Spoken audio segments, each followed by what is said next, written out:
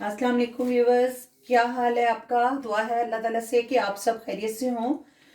तो व्यूवर्स, आज मैं अपनी फैमिली की, जो मेरे पूरी फैमिली में, मेरे ख़ानदान में मेरी डिश पसंद की जाती है, वो हमारा शाही कोरमा है जो हमारे यहाँ अक्सर बनता है।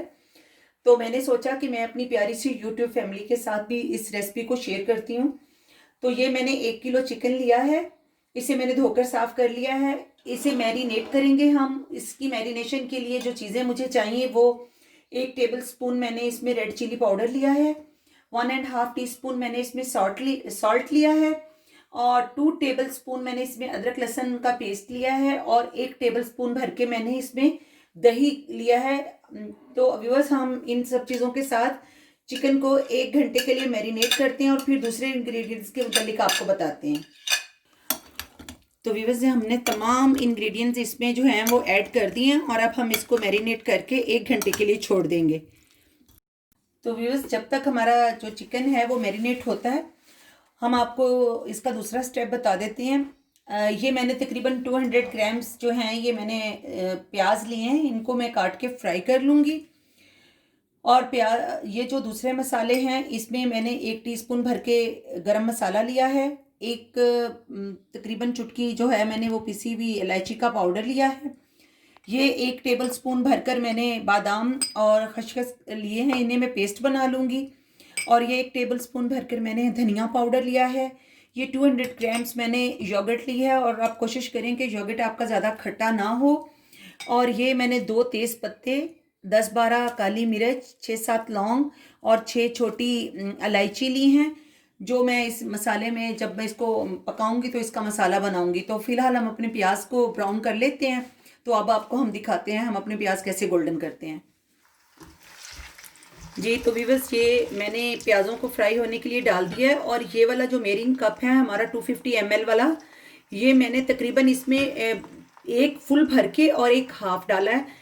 ऑयल ज़्यादा है, जब हम अपने प्याज को फ्राई कर लेंगे तो हम इसमें से कुछ जो ऑयल है वो फिर अलग कर लेंगे, मगर हमें अपने प्याज़ों को अच्छा सा गोल्डन करने के लिए इसमें ज़्यादा तेल का इस्तेमाल करना है।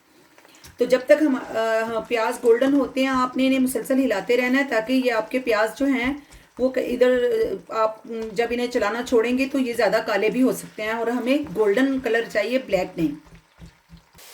जी व्यूअर्स, ये देखें हमारे जो प्याज हैं ना वो गोल्डन होते जा रहे हैं। तो ये मैं इन्हें मुसलसल हिला रही हूँ ताकि ये हमारे प्याज कहीं से भी काले ना हों।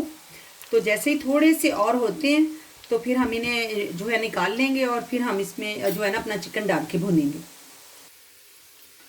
तो ये देखें व्यूअर्स, ये हमारे जो प्याज हैं ये डन हो गए हैं। तो अब इन्हें मैं निकाल रही हूँ। मैं इन्हें प्याज़ों को, सारे प्याज़ों को निकाल कर फिर इसमें जब चिकन डाल के फ्राई करती हूँ तो फिर मैं आपको दिखाती हूँ। तो व्यूअर्स, ये इसमें हमने तेज़ पत्ते डाल दिए, ये लौंग, इलायची, काली मिर्च, ये सब चीज़ें हमने घी में डाल दी हैं। इसको थोड़ा सा हम भून लेते हैं और फिर इसमें हम अपना चिकन शामिल करते हैं। तो हमारे जो चिकन है उसको 1 घंटा हो गया था मैरिनेट हुए हुए, तो मैंने उसे घी में डाल दिया है। और अब हम इसको अच्छे से भून लेते हैं, और फिर हम इसे अच्छे से भून कर फिर इसमें अपने मसाले और दही शामिल करेंगे। तो इसे खूब अच्छे से भूनिए, और फिर इसमें जब हम इसमें मसाले वगैरह फिर डालेंगे, कम से कम इसको 6 से 7 मिनट जो है ना, इसको लगातार भूनने के बाद इसमें हम अपने मसाले ऐड करेंगे।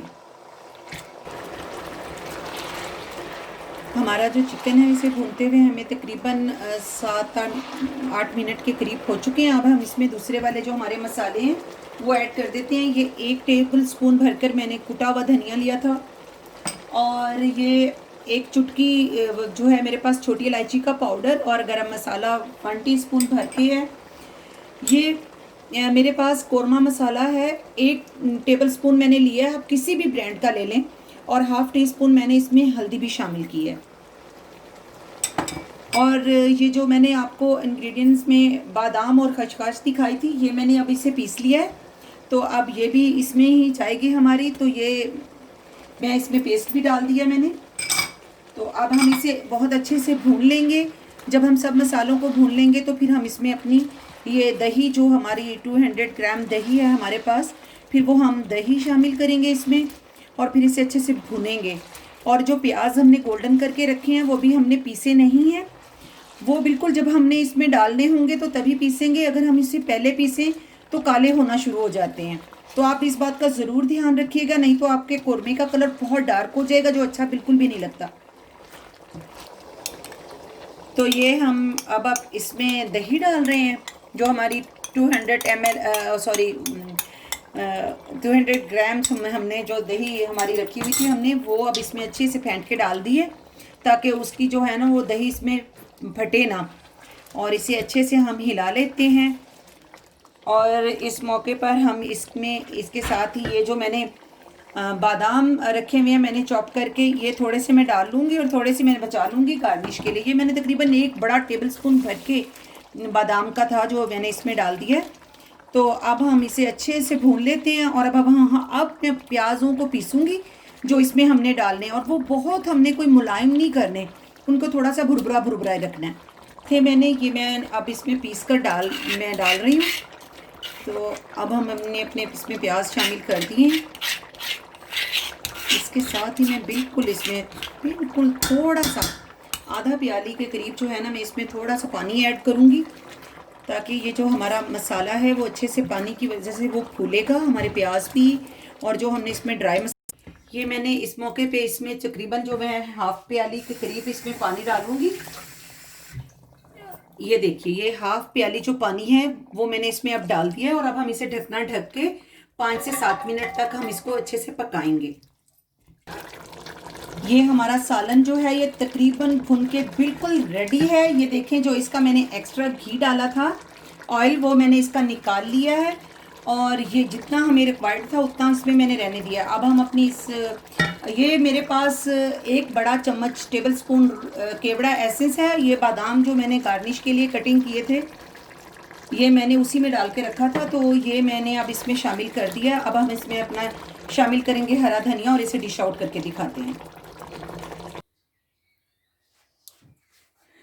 तो हमारा शाही कोरमा तैयार है।